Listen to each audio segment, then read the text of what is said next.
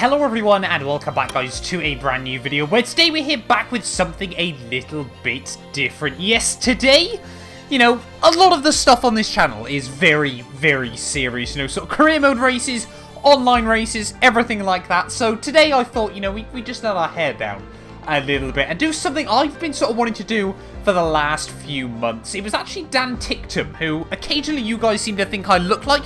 Let me know down in the comments below whether you're one of those people or, I don't know, I don't see it myself personally, but he made a comment back at Jeddah a few weeks ago. It's worrying that that was only, 7-8 weeks ago now? Less than that even. Where obviously one of the Formula 2 races they had to go back to the pit lane, and the only way they could do that was by going backwards around the circuit, and he went on the record saying something along the lines of, you can tell all of the new FIA tracks are designed to only go one way. So that got me thinking, how would Formula 1 tracks look if you went the other way around? And this is sort of going to be a mini-series where we're going to jump in and see what every Formula 1 track on the calendar is going to look like. So I thought it only made sense today. We're going to jump in and do Jeddah first. Of course, we're going to do a couple of tracks per video. Otherwise, these videos wouldn't be very long at all there. But yeah, not too sure which car I should jump in with this one. We'll slowly go through, I think, the whole roster over the course of this series. But yeah, let's head then and see just how weird Jeddah is if we turn it around. I've partnered up with the F1 store for 2022, the best place to buy Formula 1 merchandise. Currently, they have an incredible end-of-year sale on with plenty of 2021 lines available and up to 40% off with official merch available from every Formula 1 team. If you're interested, click the link at the top of the description or in the pinned comment down below to help support the channel. Right, well, here we are then, out of the first corner, technically then, to kickstart our first lap here from Jeddah. I think what we'll probably do for this series is first laps, we'll sort of take it nice and easy, sort of point out why these tracks definitely cannot be run the other way. I mean, turn 1 would be an interesting one to start a lap. That immediately, on the right-hand side, though, is going to be an issue. A massive concrete block to block an escape road here, as that, again, is going to be another one. I think that there's going to be a lot of those around this circuit. Another one there, another one there. Yeah, you imagine if you're getting a squeeze from a championship rival, again, they're just everywhere at the moment. No runoff into here if you run a little bit wide there. Bearing in mind, obviously, you're going to be carrying a huge amount of momentum on the way in. Another one that we're going to need a count for how many of those are on this track. I think that's 8, 9, 10. Oh, this is going to be a very, very... Oh, I might have forgot where I was. Yeah, then again, you're not going to get any runoff area there as you head in towards Sector 2. This corner, though, I think could be very, very good fun, as we got another concrete just runoff area there. It actually gets tighter, though, as the corner goes on there. And, of course, again, no room on the exits for mistakes. But how are we going to fare through the S's here? So we've got, like, this weird kink on the way in, which, of course, even feels less of a kink than normal. Tip it through the next couple of twisty bits here. As, again, just sort of, you're so used to all the angles being the other way round, as we've definitely found one of those areas as well that, yeah, you do not want to find in a Formula 1 car. But, you get rid of a lot of those. You put some runoff areas in the places you need. This track could work, I think, going the other way around. Let's go for a bit more of an attacking lap then. I think I'm definitely going to need a few here to try and get used to it. But, yeah, I feel like this track could have some potential down the line, with a few subtle tweaks. It's not the worst track in the world for this sort of thing. Braking just at the curbing, down into third gear. Roll on the power again, you got DRS pretty much immediately as we head through what is now a very, very long couple of right-hand kinks all over the curbing through here. Next couple of corners are going to be a bit more difficult, completely pinned on the way in there, but you've got to try and get the car slowed down through the middle part. We're definitely going to need a little bit less speed through there than that. As back into Sector 2 we go, again through all of these other S's. This part of the track seems to come up on me a lot quicker than I expected it to. Get right over to the left-hand side, tip it in. Oh, no, don't hit the curbs. Yeah, you don't want to hit that curb with that much momentum going the other way. It's clearly designed to not be attacked with that sort of speed. And then, of course, back through the next couple of S's here, in towards the banked hairpin once more. Again, I think this time around the key is just going to be tip it in down into third gear there as you're trying to scrub off speed right the way through, but gets close to the wall as you can on the exit there. Back up in towards 8th gear as you head now down in towards the S's to finish off the lap rather than start it. Again, attack the curb, 6th gear through here. Again, your speeds through a lot of these shouldn't really change a huge amount. Apart from that one. I'm definitely going to keep getting caught out by that one. But, yeah, so far, I think this track works fairly well. Final chicane is a bit horrible as well. And, you know, you've really got to try and tip the car in nice and steady through and then roll on the power. As I have not done there. Again, you're using so many different parts of the circuit where there's just no grip. Very, very easy to upset the rear of the car. But yeah, let's go for a bit more of an attacking lap then. See if we can try and get one hooked up here. It was difficult enough to learn this track the other way. Never mind this way round.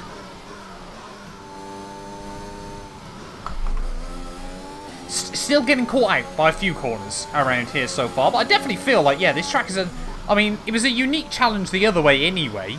But yeah, there's a lot of second guessing myself here. It kind of feels very, very weird to be in a Formula 1 track that feels so alien to me. Of course, you know, we spent a lot of time playing on F1 2021. And again, I know all these tracks the other way around without line or anything like that based on the back of my hand. But yeah, going to a track like this is always really, really fun. Just because it is such a challenge. Oh, that was good. Oh, that was much better through there.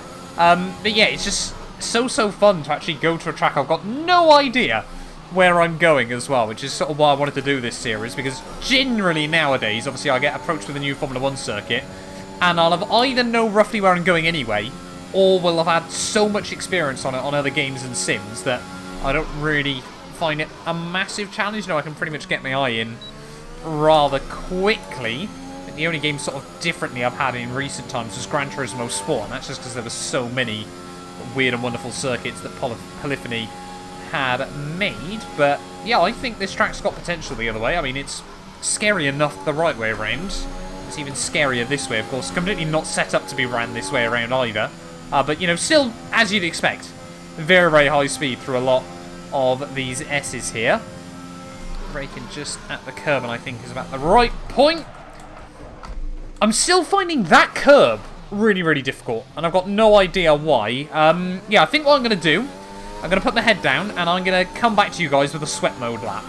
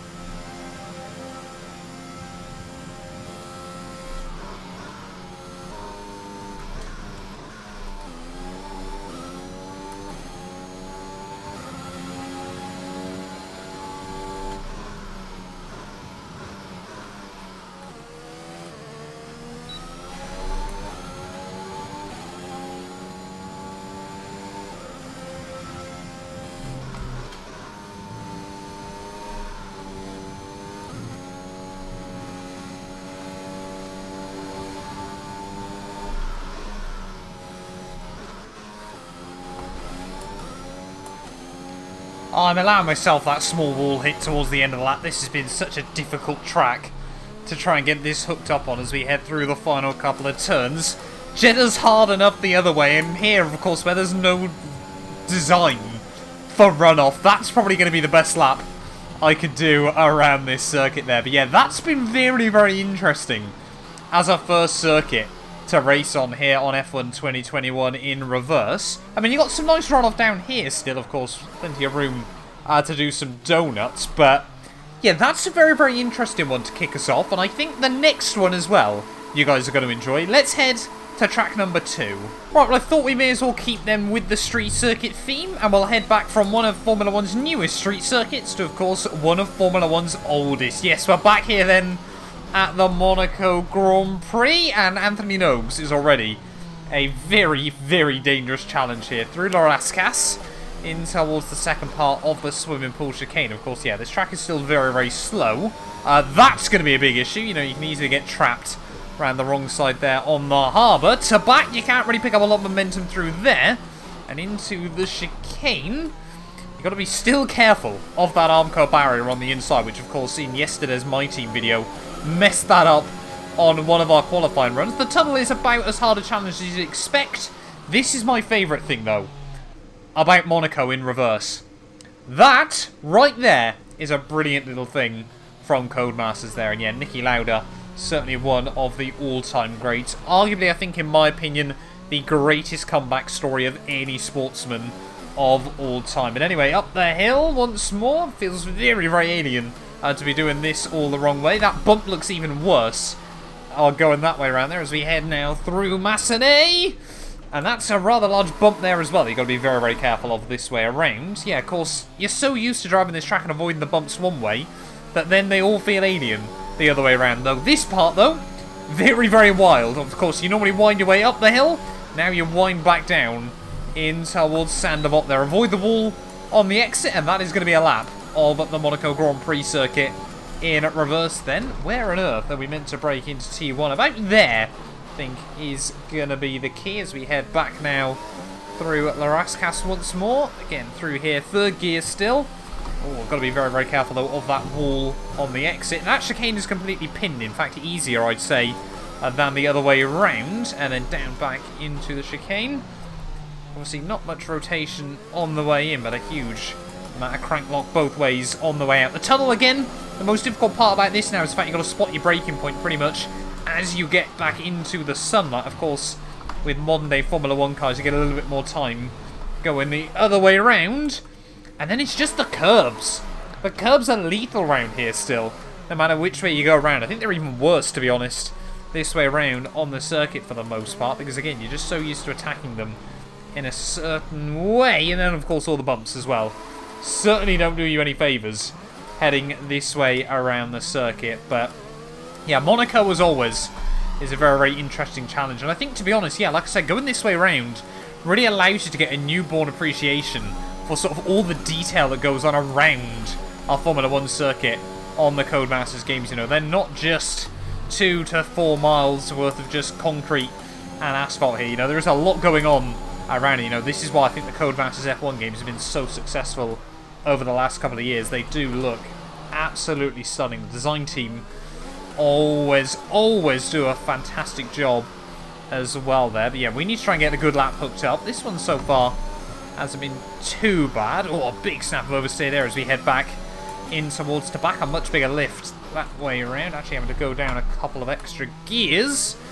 As yeah, everything now, you're just sort of second guessing yourself. It feels so alien to be going around this track in the way we are. Anyway, back down through the tunnel.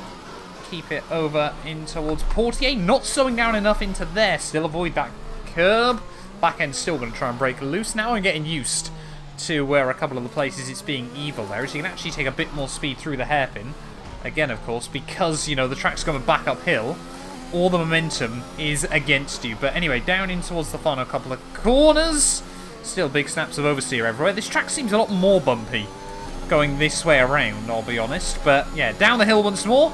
Approaching speeds of 180 miles an hour. Definitely don't want to be doing that too often around Monaco. And then back over the line. That's going to be another lap then of the Monaco Grand Prix. Let's put our focus in and try and see if we can get a good one.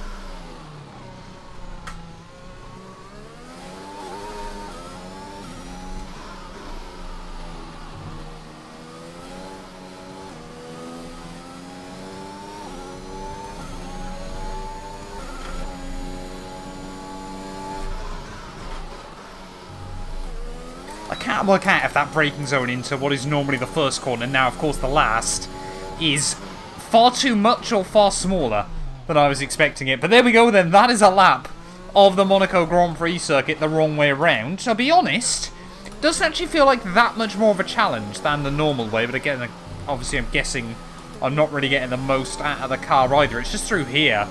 It's so sketchy, you know. You got that bump on the way in, you got to flick it into to back like you have to the other way around. I mean, Monaco at the best of time is a very sketchy circuit there, but feel like I've been able to adapt to that a whole lot quicker than we were to Jeddah just a few minutes ago there. But yeah, this has been really good fun. Hopefully it is going to be a long-standing series on the channel that you guys are going to enjoy. You've got to be really careful of that barrier though, and that curb as well, because we are drifting it through there every single time around. But thank you all so much for watching this video. If you have enjoyed, do make sure you leave a like and get yourself subscribed. And yeah, we'll be back very soon with more driving backwards on F1 2021. Let me know, like I said, which tracks you'd like to see next.